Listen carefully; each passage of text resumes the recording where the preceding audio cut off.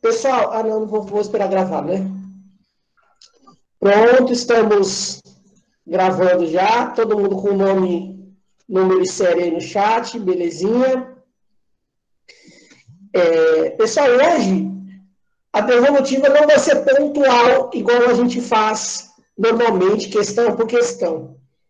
Eu vou fazer a devolutiva no debate com vocês, apontar, né, algumas situações que eu percebi e que eu vi, algumas coisas que a gente pode melhorar no debate, porque provavelmente ano que vem vocês irão, essa modalidade de atividade vai acontecer da forma presencial, assim que tivermos vacina, né? Ela vai acontecer de forma presencial e a gente precisa melhorar. Boquinha. Então, assim, pela quantidade de tempo que nós tivemos nos nossos 15 dias de preparação, e por vocês terem feito o debate basicamente seguindo um tutorial escrito, eu vi muitos pontos muito bons no debate. Eu até falei no dia que quando a gente faz essa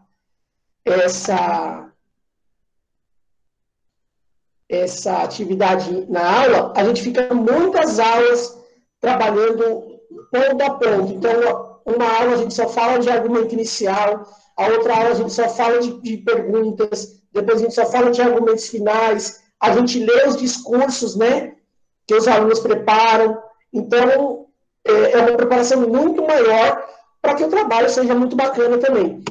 Pela quantidade de tempo que vocês tiveram, vocês já têm uma base bem interessante, mas cabe algumas ressalvas para melhorar. E assim, também com a devolutiva da atividade, do artigo de opinião, que eu pedi para vocês. Eu não quero que vocês encarem essa devolutiva como um apontamento de erros, tá? Eu não quero que vocês encarem assim, nossa, o professor só falou mal. Não é isso. O professor está indicando situações que a gente pode melhorar, tá? Então, pensa assim, nossa, ficou uma porcaria, o professor não falou. Não é isso, eu peguei alguns pontos específicos, algumas situações que a gente pode melhorar para as próximas. Belezinha? Pode passar, Luan. Então, primeiro, a devolutiva do debate. Então, vamos começar falando dos argumentos iniciais. Então, assim, no início eu até tinha delimitado 3 minutos para argumentos iniciais, aí falaram que era pouco. Eu sei que não é pouco, né? É pouco quando a gente está vivendo, mas falando 5 minutos é muita coisa. Os argumentos iniciais, esse é o seu cartão de visita. Ele vai dar a direção. Então a Carla está aqui também, que tem experiência nos debates em artigo de opinião, né, em questões dissertativas. Se quiser contribuir na aula, também fica à vontade, tá, Carla? Então, esses argumentos iniciais são o seu cartão de visita. Ele vai direcionar toda a sua linha de debate. A sua tese precisa ser mostrada nesses argumentos iniciais. Então, assim, não dá para chegar de improviso nesses argumentos iniciais. Eu preciso ter clareza naquilo que eu vou falar. Nesses argumentos iniciais, eu vou trazer os argumentos que deixam a minha tese mais forte. E eu posso trazer também alguns pontos que mostram fragilidades no argumento do meu interlocutor, da equipe adversária, né? Então, assim, eu preciso me basear em dados, em fontes confiáveis. Aqui no Meet, vocês teriam a possibilidade de utilizar os recursos visuais. Então, tem aqui esse gráfico que mostra tal e tal assunto, tem aqui essa pesquisa. Então, assim, vocês teriam uma série de situações que vão trazendo robustez, vão trazendo força para o seu argumento, para a sua tese. Então, o que é um debate? Eu pego duas teses contrárias e uma bate na outra, quando for mais forte, vai prevalecer no debate, né? Então, assim, eu vou usar esse argumento, esse aqui é meu argumento mais forte, esse é o segundo mais forte. Eu vou tentar trazer aqui o argumento contrário do meu amigo, eu vou falar quais são as fragilidades do argumento do meu interlocutor. Esse é o cartão de visita. Ele não pode passar o ar de improviso. Belezinha? Conseguiram compreender? Sim. Sim? Então tá. Uma outra coisa que a gente... Ainda não. Uma outra coisa que a gente... Na verdade, eu que não acabei falando, seria a linguagem e a formalidade. Porque, assim, nesse debate, vocês estariam apresentando para um júri, né? Então, muitas vezes os alunos trocavam a fala e a gente não sabia exatamente quem ele estava falando. Então, toda vez que vai falar, apresentar a sua tese. Então, eu estou aqui, meu nome é tal, eu estou aqui para defender que... Taranã, taranã, taranã. Por isso. Veio outro aluno, e eu também estou aqui, continuando a fala do meu colega, para defender isso. Porque nesse debate você não está tentando convencer a equipe contrária, o interlocutor. Você está tentando convencer o júri. Porque a equipe contrária já tem o ponto de vista dela, ela não vai ser convertida no meio do debate. No meio do debate, o interlocutor vai falar, não, realmente, você tem razão, isso que eu estou falando não tem nada a ver. Isso não vai acontecer. Né? Uma outra coisa que a gente precisa ter em mente é assim, sempre tentar pensar nos meus argumentos e tentar pensar como a outra equipe está pensando. Então, por exemplo, eu vou defender a reabertura do comércio. A minha tese é a sociedade está pronta para reabrir o comércio. O que eu vou fazer? Eu vou pesquisar possíveis argumentos ou possíveis perguntas que o meu interlocutor vai fazer contrárias à minha tese. Então, esse trabalho mesmo que eu estou defendendo um lado, eu preciso conhecer o outro. Eu preciso saber o outro. Até para conhecer e reconhecer as fragilidades. Olha, quem não defende, quem acha que está precipitada a reabertura do comércio, olha, isso aqui que eles utilizam como defesa é um argumento fraco. Eu vou pegar nesse ponto aqui. Então, eu preciso pensar no meu ponto de vista e colocar minha cabeça em alguns momentos para funcionar como seria o ponto de vista do meu interlocutor. Agora, sobre as perguntas. Eu nem delimitei tempo assim, de perguntas, até por ser a primeira. Mas a pergunta, ela precisa ser direta, assertiva. Ela precisa tentar colocar em xeque aquilo que o interlocutor disse, né? A equipe contrária disse. Uma boa pergunta, ela traz na resposta da outra equipe alguma fragilidade, para que você possa explorar essa fragilidade na réplica. Então, assim, a gente geralmente prepara algumas perguntas, mas aí eu percebi lá no argumento inicial que o meu interlocutor falou um negócio ali meio estranho, meio equivocado. Vamos preparar outra pergunta aqui para pegar nesse ponto. Olha, inverter alguma coisa ali em cima. Então, vamos perguntar sobre isso?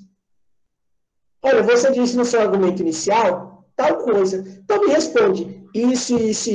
Ele vai ter que se corrigir. A partir do momento que ele se corrigir, você tem na réplica a oportunidade de mostrar com argumentos que ele não tem certeza daquilo que ele está defendendo. Ou se ele não se corrigir, você tem na réplica a possibilidade de desmentir. E a tréplica vai servir para o contrário. A tréplica vai confirmar a minha resposta, trazer novas evidências. Enfim, é sempre esse processo de demonstrar força naquilo que eu estou dizendo e apontar alguma fragilidade na resposta do outro, no argumento do outro. Eu não vou falar que o argumento dele é ruim, tá? Ou que não serve. Não serve para mim, mas para ele serve. O que eu tenho que fazer? Demonstrar para o júri que aquilo que aquela pessoa falou não tem evidência, por exemplo, ou não se sustenta. Eu vou falar assim, não, esse argumento não serve. Não é isso. Olha, mas você falou que a OMS soltou uma nota, né? As pesquisas da OMS dizem tal coisa. Mas, segundo a própria OMS, acontece isso e isso. Vocês conseguiram entender isso que eu quis dizer? Ou não? Acho que essa parte ficou mais complicada, né? Mas vamos lá. Eu não posso dizer, não é que eu não posso, né? Mal educado, não é fino fazer isso. Eu desmerecer o que a outra pessoa está falando só porque ela está falando. Eu preciso mostrar que aquilo que ela está falando não serve como argumento, ou é um argumento falho ou fraco. Com os meus argumentos. Eu trago um argumento melhor. Eu trago um ponto de vista mais elaborado. Afinal, é um debate de ideias, não é um debate de pessoas. Alguém falou alguma coisa, né, solta no debate. Olha, mas isso que você falou, nenhuma pesquisa trouxe esse dado que você falou. Pelo contrário, nas nossas pesquisas trouxeram esses dados. De onde você tirou? Qual é a fonte desses seus dados? Basicamente é isso. E se os argumentos iniciais são o seu cartão de visita, os seus argumentos finais é a sua última chance de deixar uma ótima impressão. Os argumentos finais, eles servem para reforçar aquilo que foi dito anteriormente, ou se alguma coisa ficou em aberto, eu fechar isso. Eu não deixar as pessoas com ponto de interrogação. Uma resposta eu acho que não ficou muito bem dada. Eu vou elaborar melhor a minha resposta nos meus argumentos finais. Olha, esse argumento é muito bom. Eu vou reforçar esse argumento nos argumentos finais. Vocês conseguem perceber que existe uma ligação entre cada ponto do debate? Toda hora eu estou falando assim, ó, esse é o meu ponto de vista, ou esta minha tese é a melhor e é a tese que eu preciso defender. Toda hora eu preciso reafirmar isso. Eu não posso, no meio do debate, a pessoa está respondendo e falar assim, não, mas ele acredita no quê mesmo? Isso não pode acontecer. Nem no debate, e nem no processo, agora você pode passar.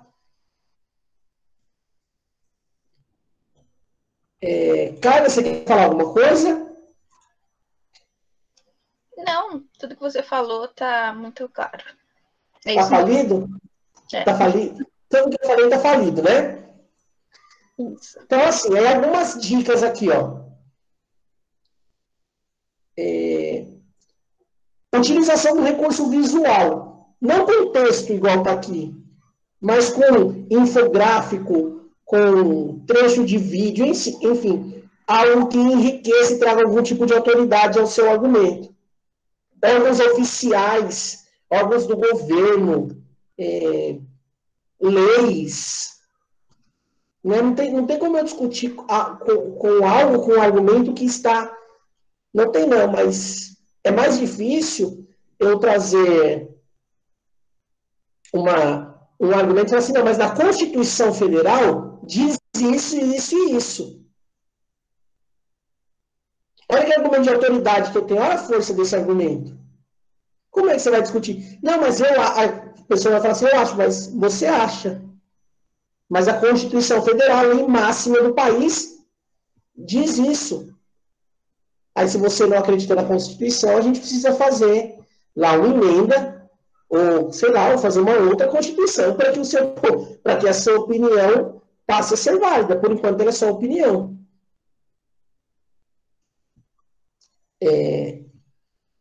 Dados, né, no caso de biologia, da OMS, dos órgãos federais, né, do INPE, por exemplo, se a gente estiver falando de desmatamento, da Anvisa,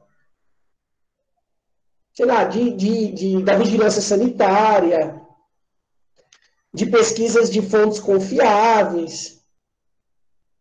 Toda vez que você cita a fonte, você traz certa autoridade para o seu argumento. Eu não falo assim, cientistas disseram, ou as pesquisas mostram. Quais pesquisas? Eu posso falar que as pesquisas mostram qualquer coisa, porque, né, eu falei só pesquisas. Não que esteja errado, mas quando eu trago a fonte, eu consigo trazer um pouco mais de autoridade para o meu argumento. Aí vem aqui, ó. A argumentação precisa estar baseada em evidências ou fatos. Jamais na sua opinião ou no senso comum. Eu vou fazer uma atividadezinha com vocês sobre senso comum. É uma atividade que era prevista para o 3º ano, mas eu falei, não, todo mundo precisa fazer essa atividade, principalmente nos dias de hoje. Para explicar e para tentar, entre outras coisas, entender o que é opinião e o que é senso comum.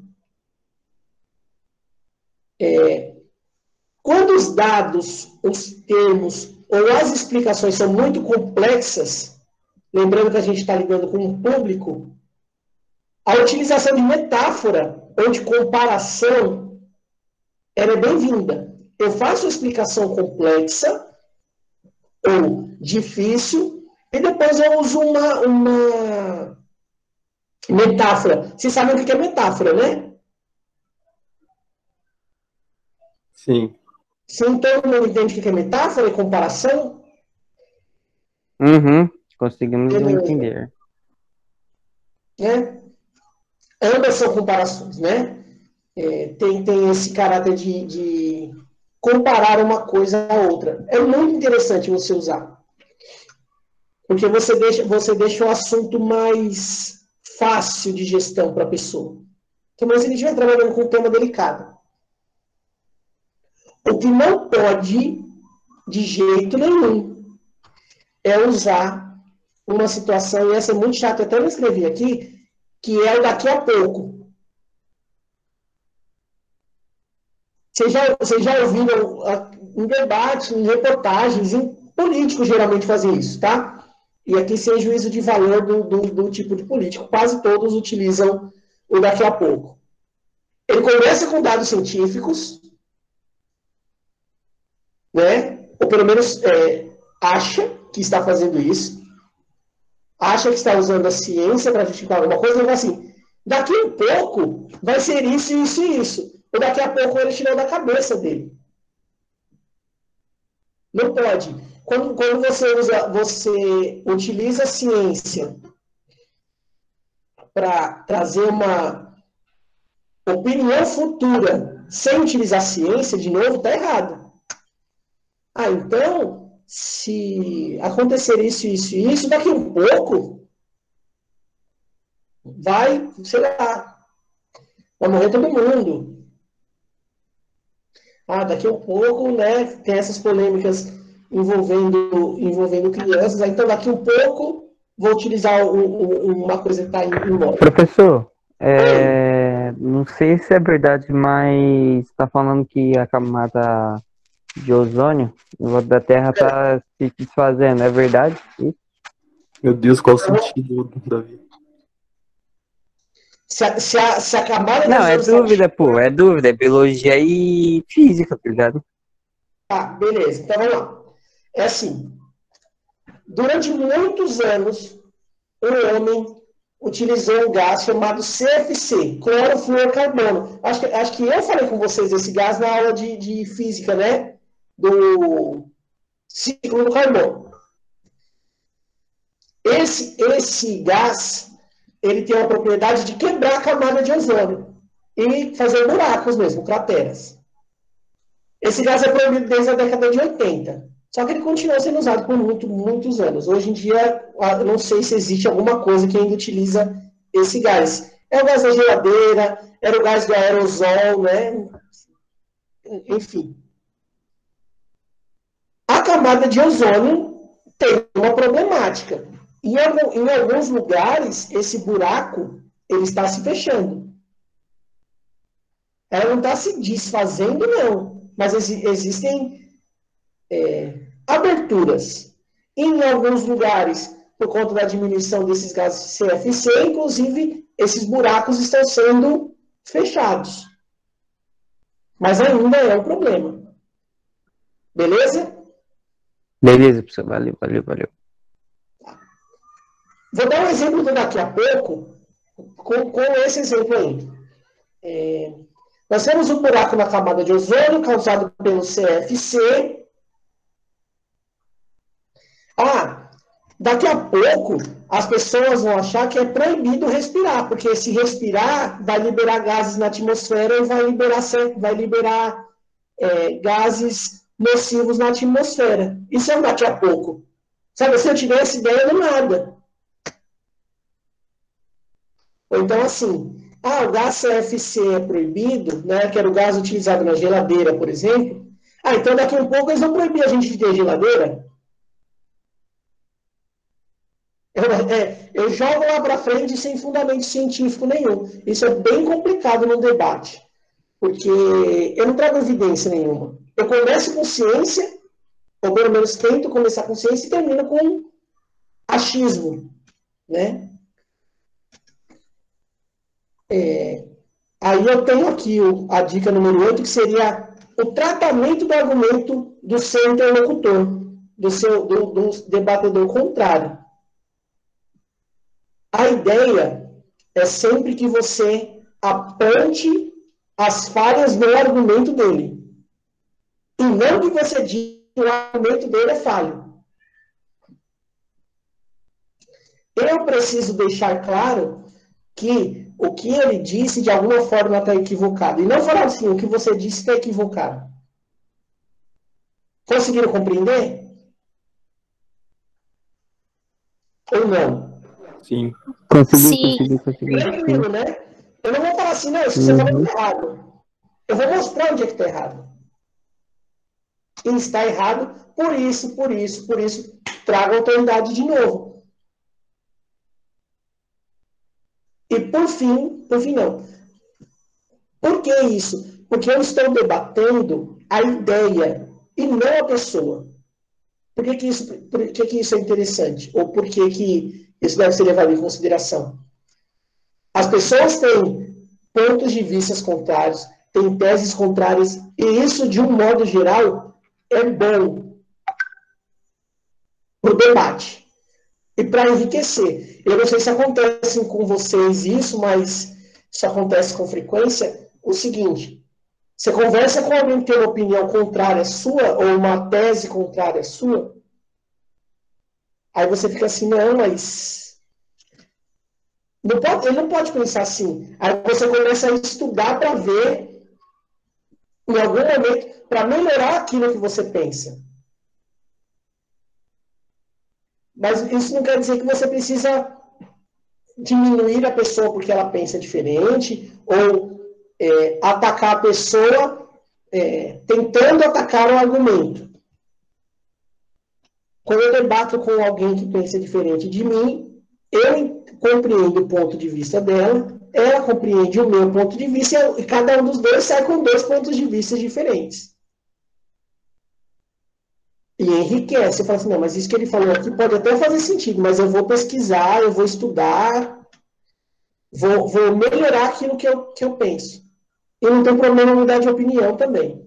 Não preciso ficar preso e amarrado à minha opinião o resto da vida só porque eu pensava assim em algum momento. É até saudável em muitas situações. E, por fim, não tem problema nenhum ler num debate. Desde que você deixe claro que você está lendo alguma coisa. Então, eu vou ler o trecho da reportagem aqui com o infectologista tal, que ele diz isso. Eu vou ler aqui um trecho do artigo científico publicado pela OMS, pela ONU, enfim, que diz isso. Eu vou ler um artigo da Constituição Federal que diz isso. Eu não posso ler, não é legal, eu ler algo, não apresentar a fonte, não deixar claro que aquilo é uma leitura de alguma coisa, é um recorte de alguma coisa, e fazer essa leitura parecer que o argumento é meu. Trazer para mim uma autoridade que não é minha, é do artigo, é da pesquisa, é da reportagem. Eu não posso ler como se aquela ideia escrita, elaborada, é minha. Porque ela não é minha. Ela é de outra pessoa. Outra pessoa elaborou aquele pensamento daquela forma. E também não pode ser um debate só de leitura, senão fica um lendo de um lado, um lendo do outro, um lado lendo e fica só leitura. Mas não tem problema nenhum ter trechos que seja leitura, dentro dos argumentos iniciais aqui. Segundo a OMS, segundo a Constituição, segundo o artigo publicado na revista Científica American, Nature, sei lá, número tal dia, isso. Segundo o presidente da República, segundo o ministro da Saúde, segundo o secretário de Saúde, segundo a Prefeitura do Estado de São Paulo, a Prefeitura do Estado de São Paulo, Ou a Prefeitura de São Paulo, desculpa, que é Prefeitura de São Paulo, né, o governo do Estado de São Paulo, Tudo bem? Tranquilo e calmo? Pode passar. Agora vamos lá. A devolutiva da dissertação argumentativa. A minha ideia inicial era trazer bons exemplos de títulos, bons exemplos de argumentos, só que ficou bem complicado na hora da leitura lá para eu separar essas situações. Então, eu vou dar mais dicas de como enriquecer o texto de vocês do que propriamente dito exemplificar. Porque, lendo os textos, eu fiquei na dúvida. Se vocês sabiam o que é uma dissertação argumentativa, um artigo de opinião, ou se vocês fizeram um texto daquela forma, com aquela estrutura, porque era um texto de biologia, não um texto de língua portuguesa. Tá? Vou explicar para vocês como é que funciona a situação do ensino, principalmente nessas questões de Enem ou de dissertação argumentativa. A portuguesa ensina a estrutura textual. O que você vai colocar dentro dessa estrutura, como você vai rechear esse texto, você aprende nas outras disciplinas. Então, quando eu, professor de biologia, peço uma dissertação argumentativa, eu quero que vocês utilizem o conhecimento que vocês possuem da estrutura que vocês aprenderam em língua portuguesa e enriqueçam esse texto com os conhecimentos que vocês tiveram em biologia. Tá? Então, vamos lá. Primeiro, título. E, para quem fez atividade, percebeu que eu deixei o título no final, como último. Por quê? Para que você tenha consciência que o seu título, ele precisa ter a ver, ele precisa fazer uma ligação com o seu texto. Quando você for fazer uma dissertação argumentativa, um artigo de opinião, você precisa dar ao leitor pequenas pílulas daquilo que você quer dizer. Você não pode entregar o jogo logo de cara. E a primeira informação que você vai entregar para o leitor é o título. Então, o título tem que ser um título chamativo, ele precisa chamar a atenção do leitor, ele precisa ser criativo, não pode ser muito longo, né? Tem alguns lugares que falam, acho que até 5 palavras. 5, né, Carla? Se não me engano. Oi, desculpa. Tem algumas orientações, principalmente do Enem, né, que eles falam de um título com até 5 palavras, não é isso? Não tô lembrando, assim, se tem exatamente uma quantidade, assim. Depois eu vou pesquisar para ver. Tá. Mas, assim... Pode ser tão curto, né? É bom que seja objetivo e curto, né? Sim. Ele não pode ser um título que entrega todo o seu texto. Ele não é um título de uma, sei lá, de um outro gênero textual. Ele precisa instigar a curiosidade. Meu, o que será que ele está falando? Mas já traz algum indício. Tá? Aí eu peguei 3 exemplos que eu vi lá. O primeiro deles é motivo da morte, reabertura do comércio. Ele faz um joguinho de palavras com... Bom, se a pessoa estiver aqui e quiser falar, tá? Tudo bem. Ele faz uma espécie de jogo de palavras com o obituário, né? Ou com o atestado de óbito.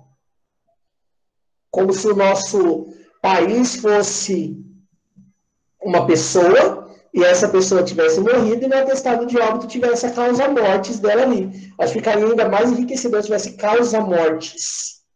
Reabertura do comércio. Forte. Dá vontade de ler. Agora, se eu colocar assim, a sociedade não está pronta para a reabertura do comércio. Eu já entreguei tudo. Eu já sei tudo que está escrito lá naquele texto. Eu já sei que a pessoa que escreveu aquele texto acredita que a sociedade não está pronta para a reabertura do comércio. O Respirar da Morte. É um título também que... Né, o que será que ele está falando? Será que tem a ver? E assim, o título ele não pode ser solto. Ele precisa estar condizente com aquilo que está escrito. Eu não posso escrever um título Respirar da Morte e em momento nenhum as situações que estão escritas no meu texto não me levem a esse título. Ele não pode estar desconexo da realidade. E o último é O Ano em que a Terra Parou. Que também é um título super interessante, né? E também, ele precisa, para ele ser um título melhor ainda, na leitura desse texto, esse texto precisa fazer algum tipo de referência a esse título. Tá? O que o avaliador vê quando você escreve uma dissertação argumentativa? Que você tem aquilo muito claro na sua cabeça. Ele precisa perceber no seu texto assim, nossa, ele sabia exatamente tudo aquilo que ele iria escrever. Ele não inventou nada no meio. Então ele pensou, esse título foi pensado, por que ele escreveu. Não sei se foi a intenção da pessoa, mas existe uma música do Raul Seixas que tem esse título, né? Só que ao invés do ano era o dia. Né? O dia em que a Terra parou. Eu não sei se a pessoa pensou nessa música especificamente para fazer o título, mas se não pensou, foi uma jogada muito interessante, porque o avaliador provavelmente conhece a música e vai falar assim, caramba. Aí foi a Emily que fez, falou assim, saiu sem querer. Mas então, Emily, ó, bela jogada. Se o seu texto trouxer essa informação do ano em que a Terra parou, top. Pode passar.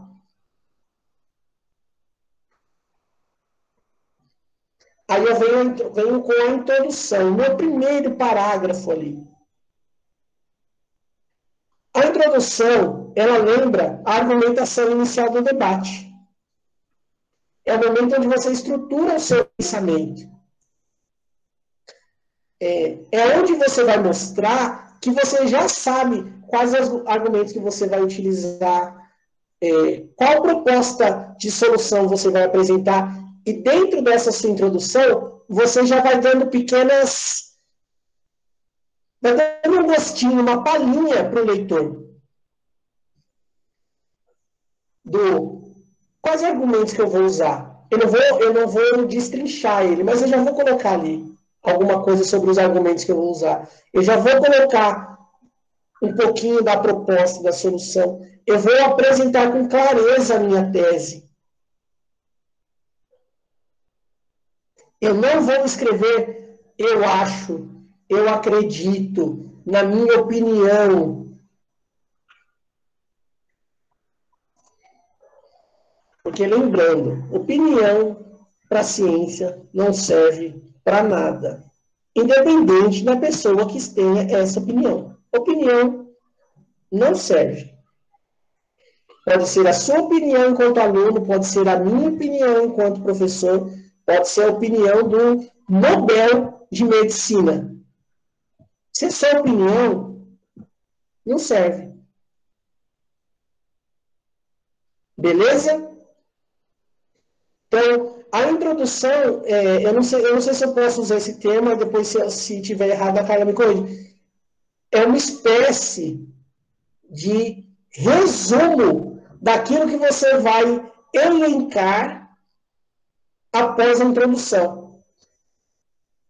Eu vou citar os argumentos que eu vou utilizar, eu vou citar a proposta, sem entregar tudo de uma vez.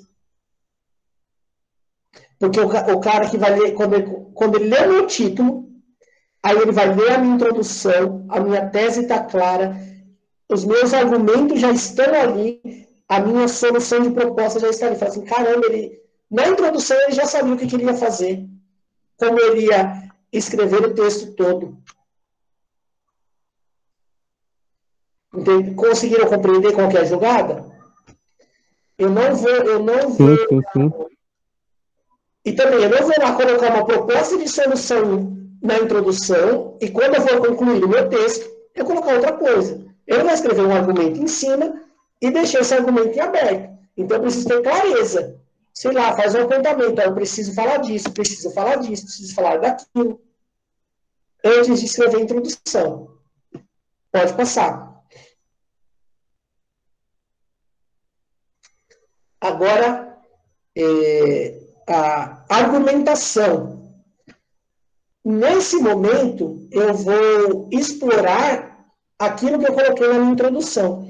Eu vou destrinchar, eu vou desmembrar os meus argumentos. De novo, igual no debate. Não vou colocar achismo, não vou colocar o daqui a pouco, vou me basear em fonte, vou escrever argumentos que corroboram a minha tese. Corroborar ir ao encontro. Uma coisa importantíssima que muita gente tira zero em redação, né? Eles chamam de redação, mas o gênero é dissertação argumentativa, que é não respeitar direito humano, tá? Ou os direitos humanos. Então, por mais que você tenha a opinião de que, sei lá, bandido bom é bandido morto, isso não pode estar apontado ou dar indícios desse seu pensamento, dessa sua opinião no seu texto.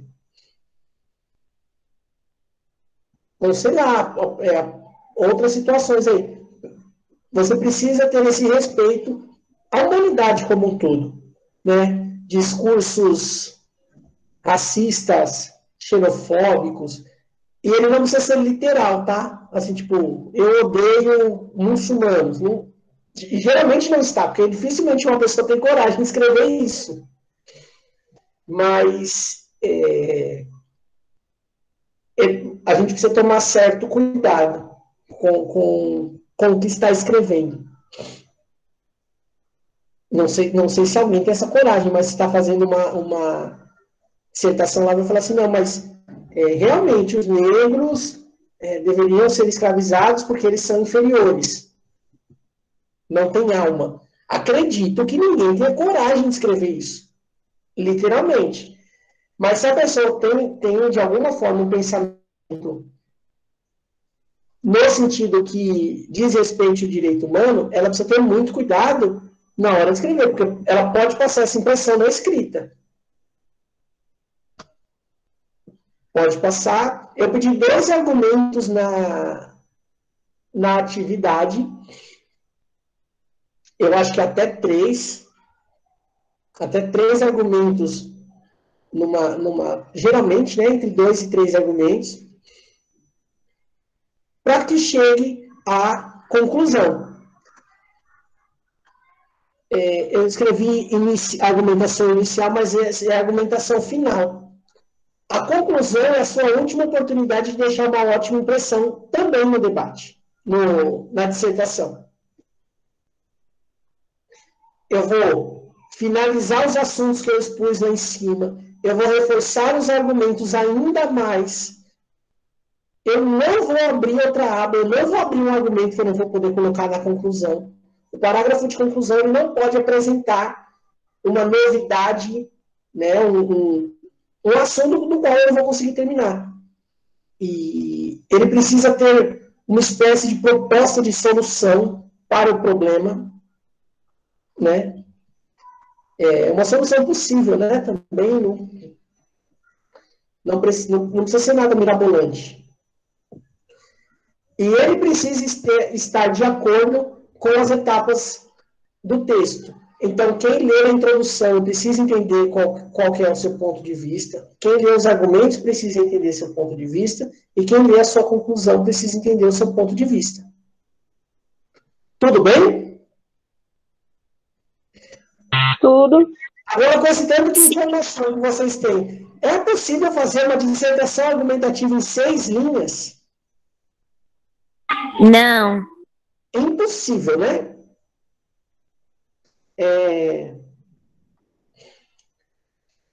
Vamos fazer só um exercício simplesinho.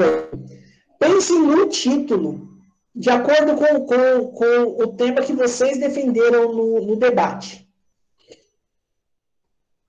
Só o título. Um título que seria criativo, chamativo e daria vontade de ler sobre uma possível dissertação. Volta lá no slide que pede título. Isso aí. Então vamos lá. Lembrando dos nossos do debate, né? Se o futebol era equivocado ou não, ao retorno do futebol, e a abertura de bares e shoppings ser equivocado ou não. Se esse fosse o tema de uma dissertação, qual título vocês colocariam? Um título que não é muito longo, ele não pode ser... Posso falar um que eu pensei? Oi? Posso falar um que eu pensei? Pode. Eu não defendi esse tema, mas eu pensei agora que o futebol foi equivocado. Eu daria um título tipo Jogos Mortais. Bom.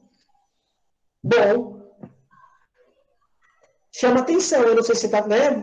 Eu vou ter que ler para confirmar sobre aquilo que você está querendo dizer. Agora, se eu coloco assim, o retorno do futebol foi equivocado.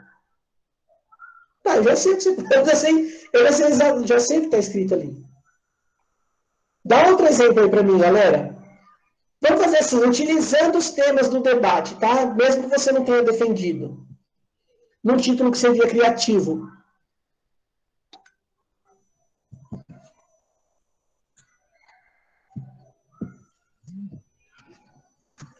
E aí?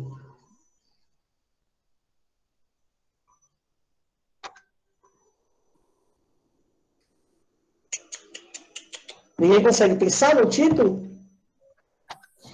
Sobre a reabertura dos comércios, eu não sei se ficaria bom, mas eu colocaria estamos preparados em sinal de interrogação. Causando nenhum suspense, entre aspas. Interessante. Interessante. Estamos preparados?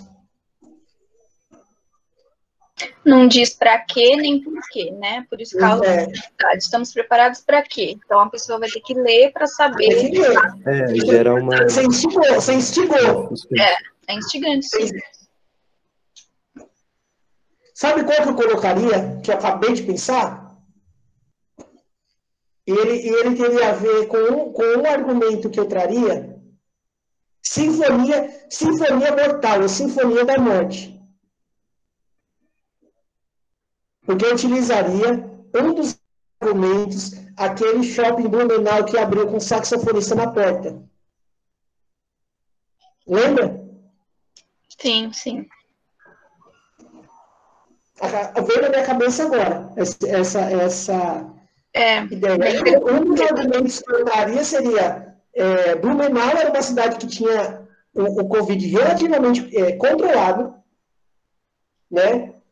Eles abriram um shopping, não sei por que cargas d'água, é bom, a gente entende, né? As pessoas estavam isoladas, entende não, tenta entender, tem empatia.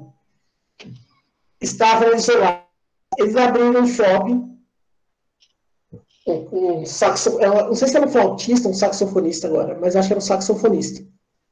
Com sax muito chique, e aquele povo entrando aos montes no shopping. O que aconteceu semanas depois? Uma contaminação fugindo um pouco do controle da cidade de Blumenau. Professor. Oi. Eu pensei em outro para reabertura dos comércios também, ó. Acho que ficou meio ruim, mas vou falar. Ó, é assim. Se abrir, o bicho pega, e se fechar, morre de fome. Nossa, muito bom. Muito bom. Muito bom. Fez uma E ainda faz referência, né? Que é o que a gente chama de intertextualidade. Muito bom. Bom. Tá vendo? É isso que o título precisa trazer. Essa diferença. Esse gostinho de... Caraca! O que você quer estar falando Gostou, né, professor? Eu gostei. A água aqui de casa tá meio diferenciada. Beleza, então, galera, é isso. Como eu disse, eu vou dividir pode passar lá para o slide de agradecimento, Luan. Então, eu vou fechar essa gravação. Não saiam, que eu vou começar agora a nossa aula propriamente dita. Tá? É esse, professor? Não saiam.